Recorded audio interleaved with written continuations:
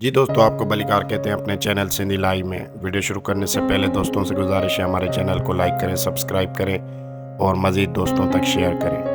جی دوستو، آج ہماری ویڈیو ہے ایک ایسی سندھی شخصیت کے بارے میں جو نہ صرف خوبصورت ہے بلکہ ڈرامہ اداکاری سے پہلے ایئر ہوسٹس بھی رہ چکی ہے اور ان کی پوری فیملی فن سے جڑی ہے، جن کی والدہ، بہن، بھائی سب شوبز سے جڑے ہیں۔ آج ہماری ویڈیو ہے دی موسٹ بیوٹیفل صبرین ہیسبانی کے بارے میں۔ صبرین ہیسبانی اپنی ایئر ہوسٹس کی جاب چھوڑنے کے بعد ڈرامہ ورلڈ میں داخل ہوئیں اور 2004 میں سندھی چینل KTN کے ایک سچی کہانی پہ مبنی ایک شاہکار ڈرامہ بالی سے اپنے فنی کیریئر کی شروعات کی۔ صبرین ہیسبانی کا جنم 10 سپتمبر 1978 میں لاڑکانہ کے تعلقہ باکرانی میں ایک چھوٹے سے گاؤں خیردین جتوئی میں ہوا۔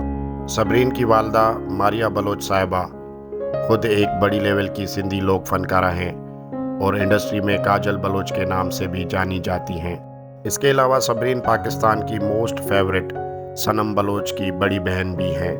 جیسے میں پہلے ذکر کر چکا ہوں کہ صبرین کی پوری فیملی شوبز سے وابستہ ہے۔ صبرین کی فیملی میں صبرین کی والدہ ماریا بلوچ، صنم بلوچ، ماہین ہیسبانی، گنوا بلوچ اور بھائی فرحان بلوچ اور عباس بلوچ سب کے سب شوبز انڈسٹری سے وابستہ ہیں۔ صبرین کا سندھی کے بعد پہلا اردو ڈرامہ زیبا بختیار کا مشہور ڈرامہ ماسوری تھا اور اس طرح صبرین نے ڈھیر سارے ڈراموں میں اپنی لازوال اداکاری کی ہے۔